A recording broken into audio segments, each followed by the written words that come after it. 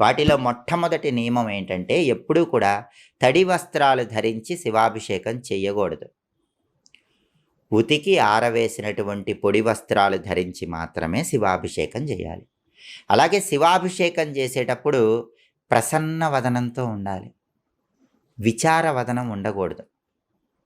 గట్టిగా మాట్లాడుతూ శివాభిషేకం చేయకూడదు. శివాభిషేకం చేసేటప్పుడు అసత్యం ఆడకూడదు. అంటే అబద్ధాలు మాట్లాడుతూ శివాభిషేకం చేస్తే ఎలాంటి ఫలితం ఉండదు. పరనింద పరస్తుతి చేయకూడదు. అంటే వేరే వాళ్ళని తిట్టడం లేదా వేరే వాళ్ళను పొగడటం ఇలాంటివి చేస్తూ శివాభిషేకం చేస్తే ఎటువంటి ఫలితము ఉండదు. మౌనంగా ఉంటూ శివనామస్మరణ చేసుకుంటూ శివాభిషేకం చేయాలి.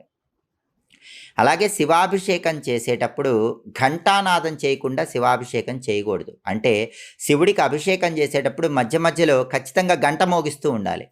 అప్పుడే శివాభిషేకం